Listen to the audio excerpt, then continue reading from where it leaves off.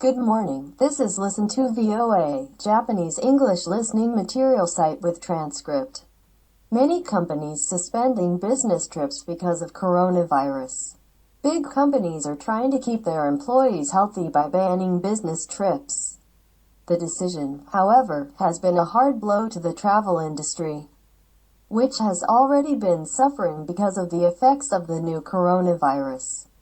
Amazon, the American-based online business, has told its nearly 800,000 workers to postpone any unnecessary travel within the United States or around the world. Swiss food company Nestle told its 291,000 employees worldwide to limit local business travel and stop all international travel until March 15th.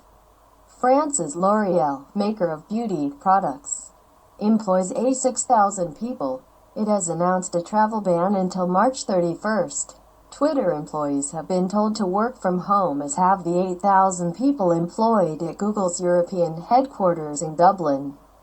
Major business gatherings, like the Mobile World Congress in Barcelona, have also been cancelled.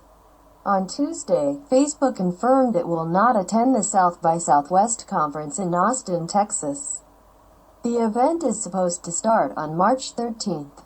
In addition, the International Monetary Fund and the World Bank have announced they will replace their spring meetings in Washington with an online event. Two examples. Michael Dunn is head of v02611, an automotive research company that specializes in the Chinese market. Usually he travels from California to Asia every 6 weeks. Now, he is not planning to cross the Pacific Ocean until June. With everything at a standstill, I do not feel a sense of missing the action, Dunn said. Robin Ottaway is president of Brooklyn Brewery. He canceled a trip to Seoul and Tokyo last week. He has suspended all travel to Asia and canceled a planned trip this month to Copenhagen. I wasn't worried about getting sick. I'm a healthy 46-year-old man, Ottaway said. My only worry was getting stuck in Asia or quarantined after returning to the U.S. And I'd hate to be a spreader of the virus. Effect on business travel. The cancellations and travel restrictions are hurting the travel industry. Business travel makes up around 26% of the total travel spending, or around $1.5 trillion per year, notes the Global Business Travel Association. The association estimates the virus is costing the business travel industry $47 billion per month. It found 95% of the group's members have suspended business trips to China.